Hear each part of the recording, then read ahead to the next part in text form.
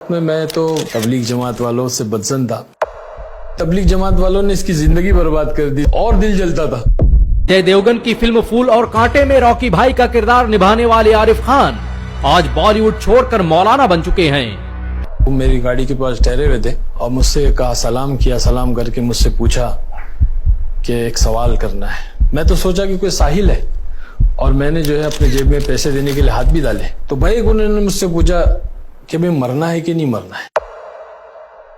اب آدمی صبح صبح مرنے کی بات کرے تو آدمی کو بڑا تعجب ہوتا. تو بہت غصہ آیا. میں نے کہا ہاں پہلے آپ کو مرنا ہے، بعد میں مجھے مرنا.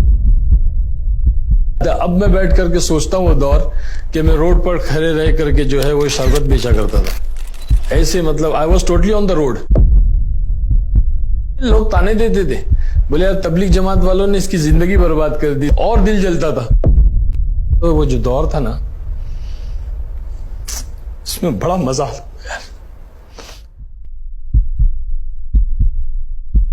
محترم جناب عارف صاحب، یہ تبدیلی کیسے آئی آپ کی زندگی کے اندر؟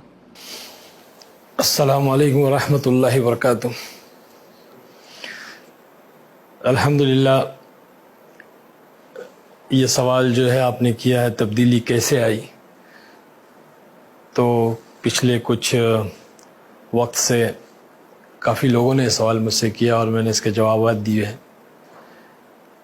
اصل میں یہ میں تو یوں کہوں کہ بس ان شارٹ یہ ہے کہ اللہ wants me here and I am here. لیکن ہر ایک چیز کا ایک ذریعہ، ایک سبب، ایک اسباب بنتا ہے. تو بس یہ یوں کہیے کہ کچھ محنتیں مجھ پہ کی تبلیغ جماعت والوں نے. آج ہم جانتے ہیں کہ تبلیغ جماعت جو ہے پورے عالم میں اللہ پاک اس کام کے ذریعے سے لوگوں کی زندگیوں کو بدل رہا ہے. مجھے بھی اللہ نے اسی کے ذریعے سے ہدایت دی اور بہت سارے لوگ ہیں جن کی زندگیاں بدلی ہیں. الحمدللہ، بہت زبردست محنت ہے، بہت زبردست کام ہے، نبیوں والا کام ہے. تو لوگ آئے، مجھ سے ملاقاتیں کی. تو اس وقت میں تو بہت بدزن تھا، تبلیغ جماعت والوں سے بدزن تھا. کیونکہ میں جس علاقے، جس محلے میں رہتا تھا بامبے میں، بامبے نمبر 8 مدن پورہ جسے کہتے ہیں، وہیں میری پیدائش ہوئی ہے، وہیں پلا بڑا میں. تو اس علاقے کے اندر کافی مخالفت تھی اس کام کو لے کر کے، کافی مخالفت تھی. لیکن الحمدللہ اللہ کہتا ہے نا قرآن پاک میں، وَقُلْ جَاءَ الْحَقُّ وَزَهَقَ الْبَاطِلُ إِنَّ الْبَاطِلَ كَانَ زَهُوقًا، کہ جب حق آتا ہے تو باطل بھاگ جاتا ہے، کیونکہ باطل جو ہے بہت کمزور ہے. اور وہی ہوا کہ دھیرے دھیرے اس کام کو اللہ نے عروج دیا اور جو ہے اللہ نے مجھے، میرے ذہن کو بنایا. اور جب لوگ ملنے آئے تو واقعہ ایسے پیش آیا کہ ایک بندے تھے، امیر صاحب جو آئے تھے جماعت میں صبح شوٹنگ پر جا رہا تھا.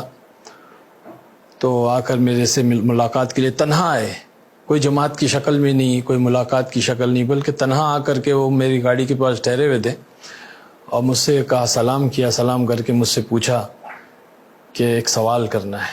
میں تو سوچا کہ کوئی ساحل ہے اور میں نے جو ہے اپنے جیب میں پیسے دینے کے لیے ہاتھ بھی ڈالے. کیونکہ ان کے میلے کچیلے کپڑے تھے، سفید داڑھی تھی، اللہ کے راستے میں چل رہے تھے. تو میں نے سوچا کوئی ساحل ہوگا، کوئی مانگنے والا ہوگا.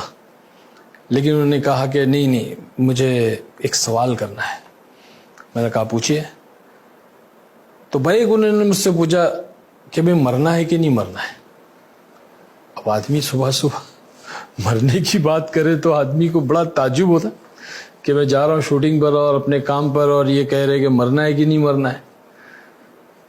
تو بہت غصہ آیا. میں نے کہا ہاں پہلے آپ کو مرنا ہے، بعد میں مجھے مرنا ہے. تو ہنسنے لگے، مسکرائے، کہنے لگے کہ ہاں پہلے مجھے مرنا ہے، بعد میں آپ کو مرنا ہے. لیکن یہ بتائیں کہ قبر کے اندر داڑھی جائے گی کہ گاڑی جائے گی؟ تو میں نے کہا آپ کا دماغ خراب ہو گیا ہے، قبر میں گاڑی کیسے جائے گی؟ قبر میں تو داڑھی جائے گی. تو کہنے لگے کہ ہاں قبر میں گاڑی نہیں جائے گی، قبر میں داڑھی جائے گی. تو پھر گاڑی والی زندگی کے لیے وقت کیوں ضائع کرتے ہو؟ داڑھی والی زندگی کیوں نہیں اختیار کرتے؟ داڑھی والی زندگی تو جناب رسول اللہ صلی اللہ علیہ وسلم کی زندگی. بس یہ بات جو ہے دل پہ لگی اور یہیں سے جو ہے نا رخ بدلنا شروع ہوا. اللہ تعالیٰ وہ کہتے ہیں نا، دل سے نکلے جو آہ اثر رکھتی ہیں، پر نہیں طاقت پرواز مگر رکھتی ہے. اللہ والے تھے، ان کی کچھ دل سے نکلی بات اور زبان پہ آئی اور اللہ نے میری زندگی بدل دیا.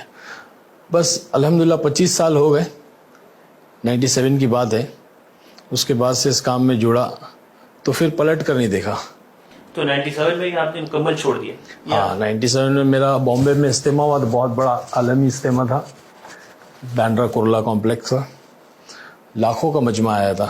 تو وہاں پہ اللہ نے مجھے جو ہے وہ قبول کیا. 4 مہینے میں اس اجتماع میں لگا کر کے آیا تھا. تو اچانک آپ نے اس دنیا کو چھوڑا تو شاید تکلیفیں تو بہت آئی ہوگی. بہت بہت ایسی تکلیفیں کہ بیان نہیں کر سکتا. مطلب اللہ تعالیٰ جو ہے وہ آزماتا ہے. بے شک صحابہ کو نہیں چھوڑا اللہ نے, حضور پاک صلی اللہ علیہ وسلم کے صحبت یافتہ آپ کے صحابی ہیں, ساتھی ہیں, دوست ہیں, اللہ نے نہیں چھوڑا, آزمایا. تو آپ کیسے جمے رہے پھر؟ کیا کوئی بس جمایا بھی اللہ ہی نے. یقین نہیں آتا اب میں بیٹھ کر کے سوچتا ہوں وہ دور کہ میں روڈ پر کھڑے رہ کر کے جو ہے وہ شربت بیچا کرتا تھا. ایسے مطلب I was totally on the road, راستے پہ آ گیا, میرے سب کچھ چلا گیا. تو لوگ پہچانتے نہیں تھے آپ کو؟ پہچانتے تھے, لوگ تانے دیتے تھے, بولے یار تبلیغ جماعت والوں نے اس کی زندگی برباد کر دی, اس کو جو ہے نا وہ آسمان سے گرا اور کھجور میں اٹکا, ایسی مثالیں دیتے تھے. تو اور دل جلتا تھا کہ یا اللہ میں کیسے, لیکن مزہ آتا تھا بھائی, بہت مزہ آتا تھا. وہ وقت وہ جو دور تھا نا اس میں بڑا مزہ آتا تھا. تو بیوی گھر والوں نے ساتھ دیا الحمدللہ, بیوی نے بھی ساتھ دیا. بچے تو چھوٹے تھے اس وقت میں. تو گھر والے آپ کیا چاہتے تھے, آپ اس دنیا میں رہے یا آپ کی تبدیلی سے وہ خوش؟ گھر والے کی تو محنت تھی, وہ تو خود چاہتی تھی اللہ کی بندی کے جو ہے وہ اس دنیا سے ہٹ جاؤں. محنت کی, کوشش کی, اللہ نے. تو پہنچے کیسے تھے آپ اس دنیا میں؟ آپ کی صلاحیت تھی یا کوئی آدمی نے آپ کو؟ دوست احباب تھے, ایک جاننے والے کچھ تھے ہمارے, وہ انہوں نے لے آ کے انٹروڈیو کرا دیا تھا پروڈیوسر سے. کلب وغیرہ میں جاتے تھے تو وہاں پہ وہ دنیش پٹیل جو تھا وہ گیملر, مطلب ان کی وہ تھی نا کلب وغیرہ تھی. جی. تو ہم بھی آؤٹ لائن ہی ہو گئے تھے اس زمانے میں, جوانی کا وقت تھا. تو تعلیم کیا حاصل کی تھی آپ؟ تعلیم میں نے جو ہے انٹر کیا میں نے, بس زیادہ نہیں میں نے پڑھائی کی. تو جب آپ واپس آئے تو کبھی آپ نے یہ سوچا نہیں کہ اگر میں شاید اس دنیا میں رہتا تو بہت کم آتا, یہ تکلیفیں نہیں آتی؟ کبھی زندگی میں اس طرح خیال آیا ہو؟ اس لائن میں دعوت و تبلیغ کی لائن میں آنے کے بعد میں مستقل جو ہے نا محنت میں لگے رہے. وقت لگتا رہا, 4 مہینے چلتے رہے, حالات میں چلتے رہے, بحرون وقت لگا. تو کبھی مطلب ایسے ذہن میں کبھی ایمان کی کیفیت, یہ محنت جو ہے ایمان کے بنانے کی محنت ہے. جب آدمی اس محنت میں لگا ہوا رہتا ہے تو ایمان کی کیفیت بڑھتی رہتی ہے, اور بڑھتا ہوا ایمان جو ہے نا کبھی چیزوں کی طرف, دنیا کی طرف مائل نہیں کرتا ہے. گھٹتا ہوا ایمان دنیا کی طرف مائل کرتا ہے. تو الحمدللہ آج تک تو ایسے ہی ہوا کہ محنت میں لگے رہے, ایمان کی کیفیت بڑھتی ہے. دنیا جا رہی ہے, نہیں مل رہی ہے, ایسا کبھی خیال نہیں آیا. زندگی میں بہت سے لمحات آتے ہیں, آپ اپنی زندگی کا سب سے بہترین لمحہ کس کو تصور کرتے ہیں, یا کہہ سکتے ہیں آپ کے لیے یادگار خوش نصیب وقت تھا وہ؟ میں تو اگر میں نے کبھی اس کے بارے میں سوچا نہیں, لیکن اگر اب آپ کہہ رہے ہیں تو میں اگر سوچوں تو میرے حساب سے وہ رات تھی جب اللہ نے مجھے ہدایت دی.